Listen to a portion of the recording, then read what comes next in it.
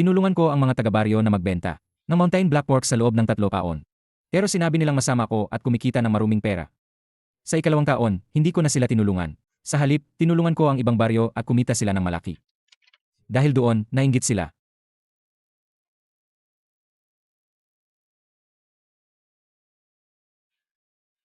Ang kontrata para sa susunod na taon ay napagkasunduan na. Pumasok na kayong lahat at makinig. Bumalik na ang kumikita ng maruming pera. Biyuntao, ikaw na walang utang na loob. Ibalik mo ang pinaghirapan naming pera. Magsalita kayo ng maayos, huwag kayong magkalat ng kung ano-ano. Kailan ko kayo kinulangan sa bayad?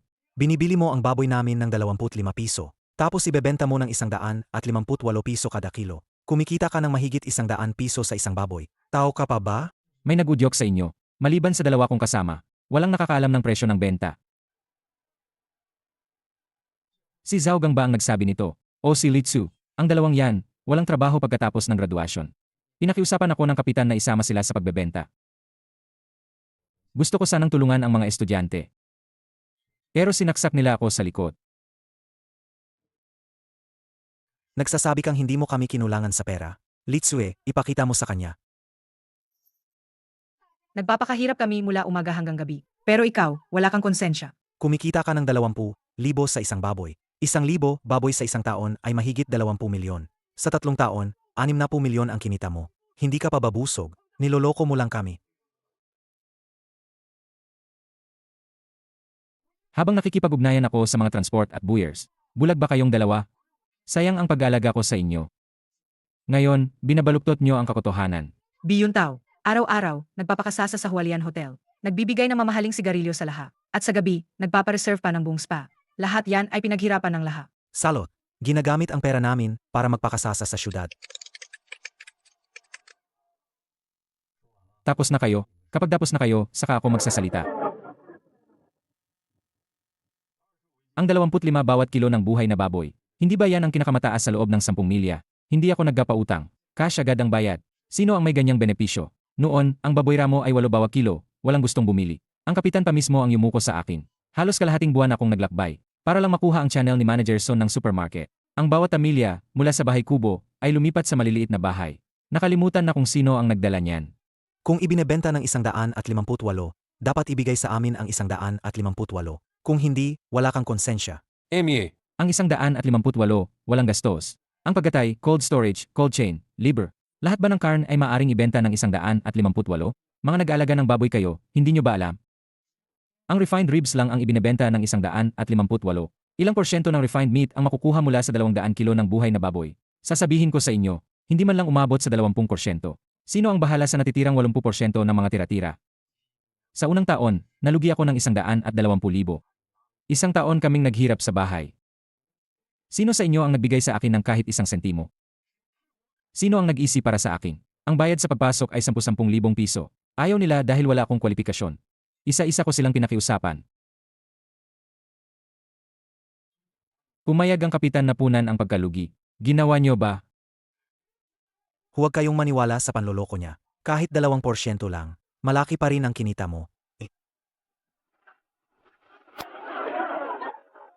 Huwag kang magyabang. Kayo rin naman ay kumikita. Kahit mas mababa sa 2%, kumikita ka pa rin. Ngayon, pinagtataguan mo pa rin ako. Ang kailangan lang gawin ni Dongping ay wala nang dapat alalahanin. Tama. Kahit 30 kilo lang, maaring ibenta sa 158. 4 o 5,000 piso pa rin iyon. Ilang daang piso lang ang ibinigay mo sa amin. Huwag mong gamitin ang pagkalugi para takasan ang usapan. Ang katotohanan ay kumikita ka na ngayon.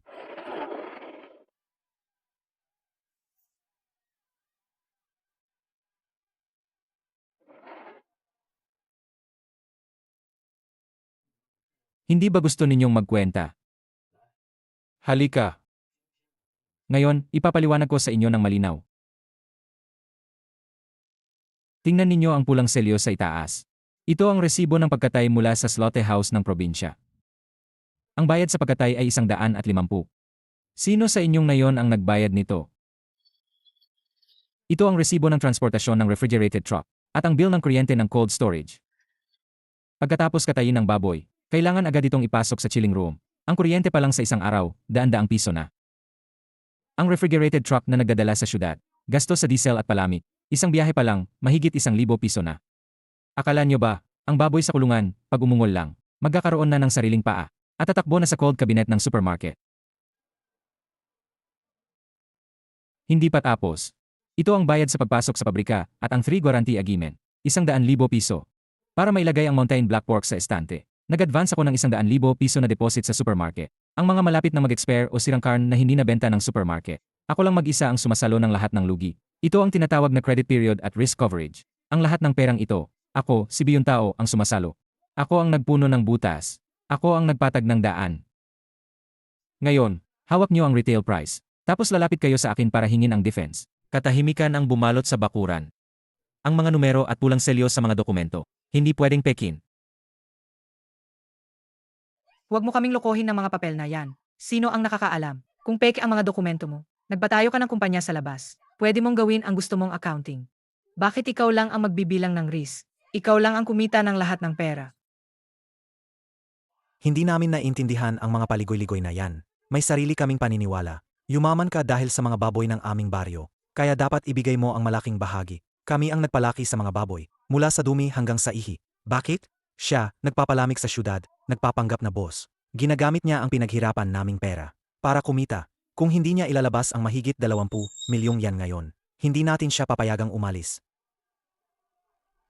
Walang saysay ang pakikipag-usap ng maayos. Sa mga taong bulag sa inggit, ang kagapaliwanag ng gastos ay parang nagsasalita sa hangin. Seg. Kung sa tingin ninyo ay napakadaling kumita ng pera. Iyon ang kasunduan sa garantisadong presyo na hindi pa napipirmahan. Inilabas ni Biyuntao ang kontrata. Walang anumang pag-alinlangan. Si Biyuntao, hinati sa 2 ang kasunduan sa garantisadong presyo na hindi pa man lang nagagamit. Tumigil ang mga sigawan. Ang mga taga-baryo ay natigilan sa biglaang kilos na ito. Ang tuluyang napunit na kontrata ay nagpahayag ng pagtatapos ng kooperasyon. Malakas na hinila, tuluyang naging pira-pirasong papel. Ikaw, anong ginagawa mo?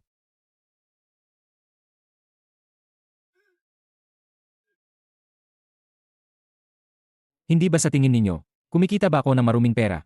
Hindi ba ninyo iniisip na hinaharangan ko ang daan ninyo sa pagyaman? Seg.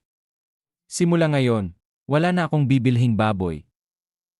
Kanya-kanya na tayo ng diskarte. Biyuntao, sino ang tinatakot mo? Akala mo ba kapag pinunit mo ang kontrata, hindi na mabebenta ang mga baboy sa ating baryo? Kung wala ka, ang mga tao, ay hindi nakakain ng baboy. Tama. Hindi niya bibilhin. Mas mabuti. Mga kababayan, wala na ang midlema na ito. Na sumisipsip ng dugo natin. Tayo na mismo ang magbebenta. Ako ang bahala sa online promotion. Si Zaugang ang maghahanap ng bentahan sa syudad. Pagdating ng panahon, direkta tayong makikipag-ugnayan sa mga taga-syudad. Bibigyan natin kayo ng 80% ng presyo ng supermarket bilang dibidendo. Alaga, makakakuha tayo ng 80%. Kung ganoon, mas malaki ng ilang libong piso ang kikitain sa bawat baboy. Hindi bibilhin ni Biyuntao. Tayo na mismo ang magbebenta. Hindi na tayo magtitiis sa kahihiyan. Nang makita ko ang mga mukhang ito na nababalot sa gali, nawalan na ako ng ganang sumagot. Ang ipaliwanag sa mga taong ito ang supply chain at ang mga hadlang sa channel. Ay sayang lang ang laway ko.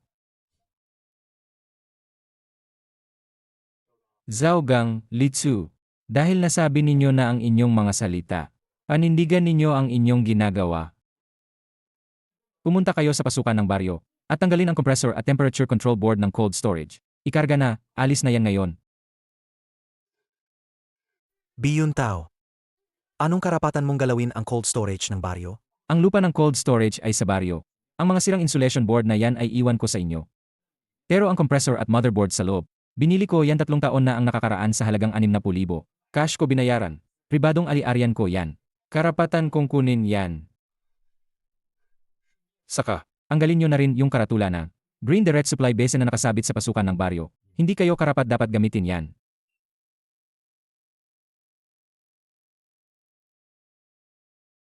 Tingnan mo, natural na natural. Purong natural, walang polusyon. Alaga bang hindi na mamamahala si Boss B? Hindi na. Ang mabuting payo ay hindi makapigil sa mga taong ayaw makinig. Ang mga baboy na ito ay malakas kumain. Bawat subo nila ay ginto at pila. Kung wala ang cold chain at mga order ko para sa pagbebenta, mabilis silang magiging. Walang katapusang butas na sisira sa mga residente. Sana yumaman kayo.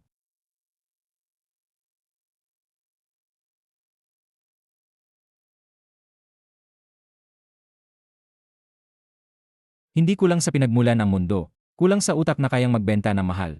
Mas mahirap ang Chaliang Village. Ang daan ay makitid. Hirap dumaan kahit 2 traktora. Dumating ang sasakyan ni Boss B sa opisina ng baryo. Ang matandang pinuno ng baryo na si Wang Dachui, kasama ang mga malalakas na manggagawa, ay salubong ng may pag-aalinlangan. Boss, basta ikaw ang bibili. Ikaw na ang bahala sa presyo. Hindi ako nagbibigay ng tulong. Negosyo lang ang ginagawa ko. Ang presyo ay ayon sa merkado. Minimum 20 piso. May bonus ang may mataas na meat yield. Una, ako ang magbibigay ng formula. Sinumang magpakain ng tubig o magdaya, buong baryo ay alisin. Hindi na ako bibili ng pangalawang baboy. Pangalawa, ako ang magbabayad ng kuryente at maintenance ng cold storage. Pero ang susi ng temperature control, dapat nasa kamay ng tao ko. Sinumang gumalaw, magbabayad ng penalty. Pangatlo, pirmahan ang confidentiality agreement. Kung magkano ang ibenta ko sa labas. Wala kayong pakialam. Kumuha ng pera at manahimik. Ang nangyari sa Liu Village, narinig namin, sila ay busog na busog at walang magawa. Gusto lang namin ng totoong pera. Hindi ako gumamit ng taga-baryo para sa quality control. Direkta akong kumuha ng tao mula sa syudad. Boss, ang batch ng baboy na ito, mas stable ang paglaki kaysa sa Liu Village dati. Masunurin sila. Mahigpit na sinusunod ang formula sa pagpapakain. Walang lansa ang karne. Ito ang tinatawag na gutom. Kapag naramdaman ng tao na madali lang kumita ng pera, gusto nilang mandaya. Boss, tuwang-tuwa ka. Boss, may problema sa Liu Village. Si Zhaogang at Litsue, umarkila ng lumang truck. Dinala ang mga buhay na baboy sa bayan. Yung lumang truck, wala man lang yelo. Nga, bukas ang bubong. Sa init ng panahon na to, kawawa naman ang mga baboy. 32 degrees, bukas ang bubong, buhay na baboy. Ituturo sa kanila ng merkado ang leksyon. Naibaba ng unang batch ng Chaliang Village. Stable ang kalidad. Doblehin ang dami sa susunod na linggo. Ipaalam sa katayan. Mag-urgent release ng 200 baboy bukas. Manager Son, may lumang truck na nakaharang sa likod. Ayaw umalis. May kargang mga buhay na baboy. Ang baho. Gusto ka raw makita. Matagal nang itinigil ang kontrata ng Liu Village. Bawal ang buhay na hayop sa fresh produce lane. Palayasin agad. Ayaw umalis. Nagre-record pa yung babae. Sabi, inaabuso raw natin ang kapangyarihan. Tingnan nyo, mga kababayan. Ayaw na malaking supermarket sa baboy ng mga ordinaryong tao. Kuya, pagbigyan mo naman kami. Ako si Zhaogang mula sa Liu Village. Dati, kami ang supplier ng supermarket nyo. Kilala ako ni Manager Son. Huwag kang mag-imbento. Dati, nagde-deliver sila. Naka-refrigerated na container ang gamit namin. Naka-blue stamp na chilled meat ang ipinapadala namin. Nagdadala ka ng isang truck. Ang mga buhay na hayop na may balahibo pa. Para saan yan? Ihahatid ko ba yan sa lobby sa unang palapat? Para doon mo patayin. Mga buhay na baboy to. Mas presko kung sisingit pa lang ihiwa. Grain-fed ang mga baboy namin. Purong natural. Tahimik ka diyan. Nasaan ang permit sa pagbebenta? Nasaan ang quarantine certificate mula sa slaughterhouse? AME. Nasaan ang dokumento ng corporate account? Wala kang kahit ano. Unsafe na karne ang mga baboy mo. Umalis ka na o tatawag ako ng pulis. Hindi alam ni Zhaogang na kung wala ang mga permit na pinondohan ko, hindi niya malalampasan ang pinto ng gate na to. Matibay na peder. Mas mura kami. Magkano ang binibigay ni Biyuntao dati? May 20% discount kami. Hindi 30% discount. Yung si Zhaogang sa baba. Ako si Manager Son ng Purchasing Department. Manager Son, ako too. Nagdala ako ng baboy. Mas mura kaysa dati. Pakinggan mo mabuti. Ang supermarket ay corporate account lang, hindi personal. Hindi ko kailangan ng discount mo. Ang kinatatakutan ko ay baka may mamatay sa pagkain nito. Hindi ko kayang panagutan yan. Iparada mo ang sasakyan sa loob ng 1 minuto. Kung hindi, ipapahatak ko yan sa traffic enforcer. Nagulantang si Zhaogang.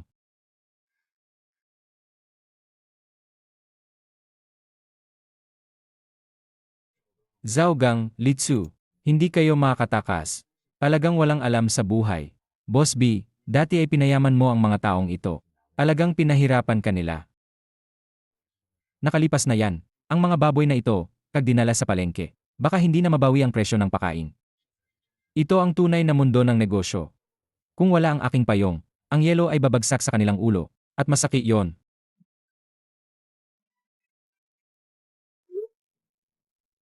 Ang City South Wholesale Market. Iyon ang pinakamababang uri ng pamilihan ng karne sa buong syudad. Sa mga high-end na supermarket lang. Doon lang mabebenta ng mahalang black pig. Kapag dinala sa wholesale market, ang black pig ay magiging walang halaga at hindi mabebenta. Higit pa rito, iyon ay buhay na baboy na natuyo sa init ng araw. Boss, ang black pig na ito ay magandang lahi. Purong butil lang pakain. Emie. Purong butil? Puro taba lang yan. Sino ang bibili ng ganyang katabang baboy? Ang baboy na ito ay dating nabebenta sa Hualian Supermarket ng 158. Kung gayon, ibalik mo sa supermarket at doon mo ibenta. Bakit niyo ako hinila sa ganitong gulo? Patay na ang mga baboy. Kung kukunin ko yan, pangbasura na lang ang benta. 11 piso kada kilo ng buhay na baboy. Ayaw ko ng patay. 11 piso. Hindi nga sapat yan para sa pakain. Dati, 25 piso ang presyo ko. Pero tingin nila, sinisipsip ko ang dugo nila. Bilad pa ng kalahating oras. Dalhin mo na lang sa krematoryo at sunugin. Ibenta ko. Ibenta ko. 11 piso kung 11 piso. Hindi lang walang kinita si Zhao Gang sa biyaheng ito, kundi nalugi pa siya ng libu-libong piso. Ito ay simula pa lang. Sa Liu Village, may daan-daang malalaking baboy pa sa kulungan. Manager Son, Xiaoliang Village. Naayos ko na ang delivery para bukas. Walang problema. Masaya ang kooperasyon. Sila mismo ang sumira. Sa pader na nagpoprotekta sa kanila. Ngayon, oras na para malasahan ang pagiging kinagat ng ligaw na aso.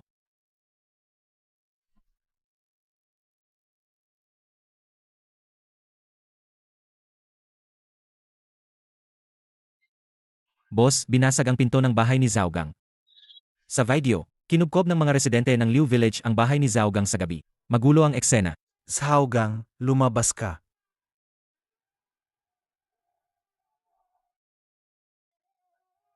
Mahigit 10 baboy, mahigit 400 piso ang halaga kada araw. Ngayon, walang supply ang tindahan ng pakain. Umiiyak sa gutom ang mga baboy sa kulungan. Hindi mo kayang ilabas ang pera na yan. Lalaplapin ko ang balat mo. Tito Zhang, mabagal magbayad ang malalaking kumpanya. Kailangan dumaan sa proseso. Ang pera para sa unang batch na ito, siguradong makukuha rin yan. Ha? Nagsisinungaling ka. Kaninang hapon, nagtanong ako sa Xiaoliang Village. Ang mga taga Xiaoliang Village, kasama si Biyuntao, binabayaran agad ng cash. Agad-agad ang bayad. Ang dami nilang pera, nakapagpatayo pa ng bagong bahay. Tapos sasabihin mo sa amin na may utang pa?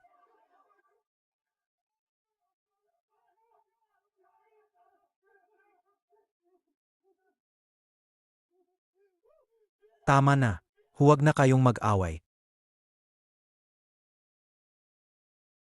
24 na baboy. 2 patay na baboy ang ibabawas. 11 piso ang bawat isa.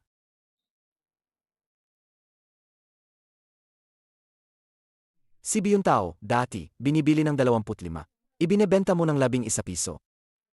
Hindi man lang kalahati ng puhunan ang nabawi. Ha? Kaninong baboy yung 2 namatay? Patay ba ang baboy ko? Ibalik mo sa akin ang baboy ko. Ito ang kinakakinatatakutan sa pagbababuyan, ang pag-aantala sa pagbebenta at ang epekto nito.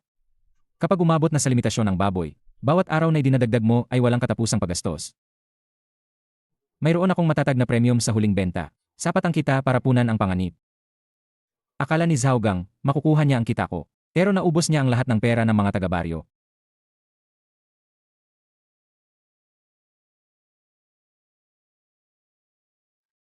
Dalhin mo ang pera. Ibigay mo ang pera sa harap ng buong baryo, kung walang paghahambing. Para maipakita ang kalupitan ng batas ng merkado. Gusto kong makita mismo ng Liu Village, ang kapalit ng kanilang paggataksil.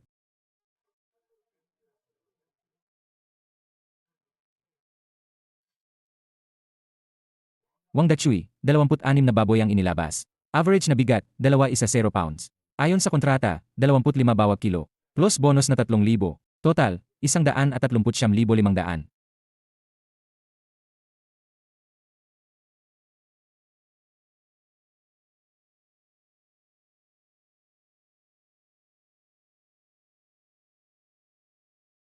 Old Village Chief. Napagkasunduan na negosyo ito, kaya sundin ang patakaran. Bilangin ng maayos ang pera. Kapag lumabas na sa counter, wala nang balikan. Boss B, iniligtas mo ang buong nayon namin.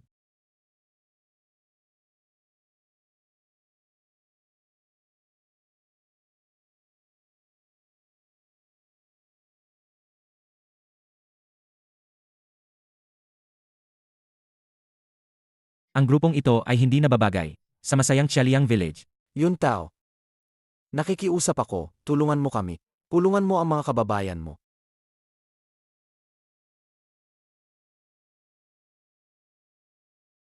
Tito Zhang, sabihin mo na ang gusto mong sabihin. Naghihintay pa ang mga taga Xiaoliang Village para sa bayad. Ang dalawang hayop na sina Zhaogang at Litsu, pinahirapan nila kaming lahat. Ang unang batch ng baboy ay nabenta sa 11. Kalahati pa ng pera ay kinupi. Daan-daang baboy sa kulungan ang nagugutom. Kinakain na ang pinto ng kulungan. Ayaw na maggautang ng tindahan ng pakain. Mamamatay sila sa gutom. Kaya, Bigyan mo lang kami ng 12. Basta may balik lang ang pera sa pakain. nagkaroon ng bulungan ang mga nakapaligid na residente. 12, luging-lugi kami diyan. Tito Zhang, nakalimutan mo na ba? Sino ba ang nagturo sa akin at nagsabing, kumita ako ng 100 piso sa bawat kilo? Sino ba? Sino ang nagsabing ibalik ko ang 20 milyong pisong, maruming pera? Ngayon, ako naman ang may sariling paninindigan. Puno na ang mga kontrata sa Xiaoliang Village. Ang kapasidad ko, kuwota, at transportasyon ay puno na. Pero, hindi mo ba kayang, tulungan muna ang mga tao sa sarili nating baryo, nang punitin ninyo ang kontrata. Hindi na tayo isang baryo. Hanapin ninyo ang inyong eksperto, na may mataas na bayad. Bakit ako ang hinahanap ninyo? Tumakas sila. Tumakas sila kasama ang bayad sa produkto. Magdamag, wala na ang tao, wala na rin ang pera. Ang dalawang eksperto ninyo, walang ibang alam kundi tumakas.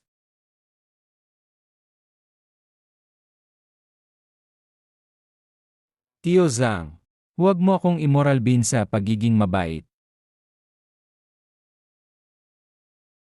Ito ang kasunduan sa huwalian. Kung makikialam ako, kailangan kong magbayad ng 3 milyong piso. At mapupunta pa ako sa blacklist. Sino ang mananagot dito? Noong una, tinutulungan ko kayong umasenso. Pero pakiramdam ninyo, sinisipsip ko ang dugo ninyo. Ngayon, sinira ninyo ang sarili ninyong kinabukasan. Gusto ninyo akong hilahin sa hukay. Kaumanhin. Hindi ko pinupulot ang pera ko sa kalsada. Susunod, wangdawang, 22 baboy, bayaran na.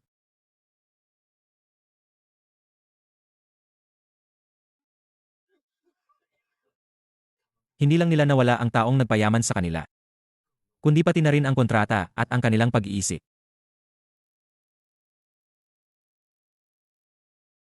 Walang pagmamahal sa kapwa baryo doon, tanging mga patakaran lamang.